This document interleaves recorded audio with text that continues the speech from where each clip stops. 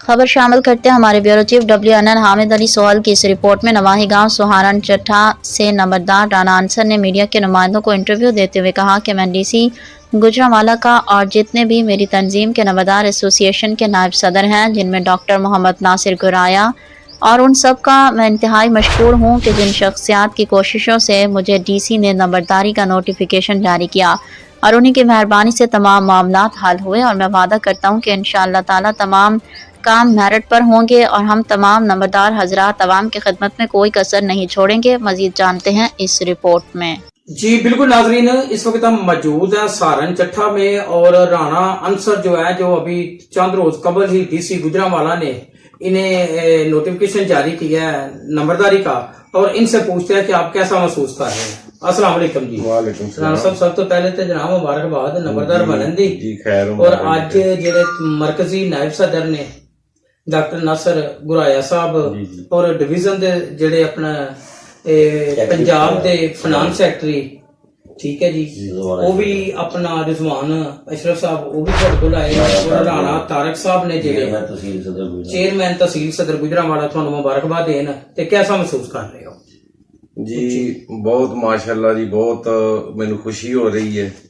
ठीक है जी, ये पहले भी मतलब खुशी बहुत ज्यादा सी ते जनाब तुसी माशाल्लाह इंदे अपना अहुदेदार नंबरदार एसोसीएशन दे मेरे कोल चल के आए हो ते मैनू इहदी जनाब बहुत ज्यादा खुशी हुई है। मेरे वास्ते ये ना बहुत खुशी का मुकाम है कि तुसी मैनू इस काबल समझिया, मेरे कोल आए ते मैं जनाब दा शुक्रिया अदा करदा तमाम अहुदेदारां दा, तमाम भाइयों का कि तुसी मैनू इस काबल समझिया। तुसी ये समझदे जे कि तुसी जितने भी साडे पंजाब दे फाइनेंस सैकटरी और मरकजी नायब सदर और तहसील सदर, तुसी इन्हां दे इतमाद नूं ठेस नहीं पहुंचाओगे? जी जी इंशाअल्लाह बिल्कुल जी, बिल्कुल नहीं। असी किसी भी अल्लाह दी मखलूक दा किसी बंदे दे भी इतमाद नूं असी ठेस नहीं पहुंचावांगे। महज ये नहीं कि असी अपने जिहड़े अहुदेदारान ने, इंशाअल्लाह मैं इनू अपने मनसब नूं दयानतदारी नाल और इंशाअल्लाह मुकम्मल जिहड़ा मैं मखलूके खुदा दी खिदमत करांगा।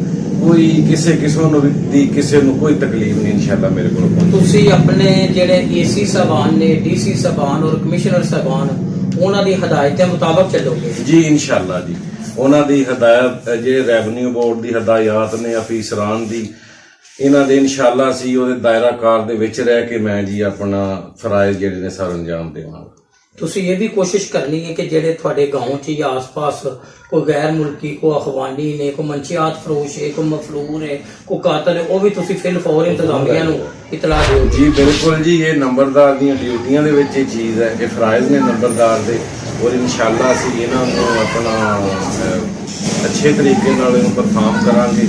और ये अपनी मैं ड्यूटी समझदा वां कि कोई भी साडे मतलब कि जिहड़ी कोई चीज़ गौरमेंट दे, कोई साडी पब्लिक दे कोई अगेंस्ट होएगी, वो मैं इंशाअल्लाह जिहड़ा इन्हां नूं रेवन्यू अफीसर ने जिहड़े उन्हां नूं मुतला करांगा।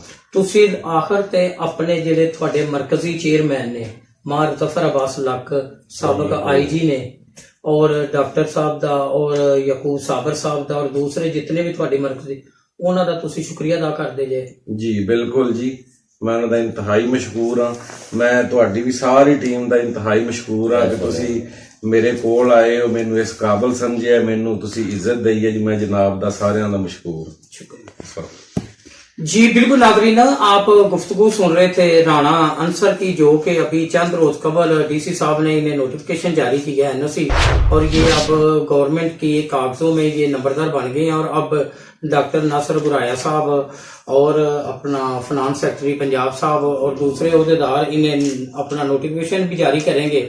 और इनका भी यही कहना है कि मैं इंशाअल्लाह ताला अपनी जितनी भी मेरी मरकजी और पंजाब की क़यादत आई है, मैं इन सब का इंतहाई मशकूर हूँ।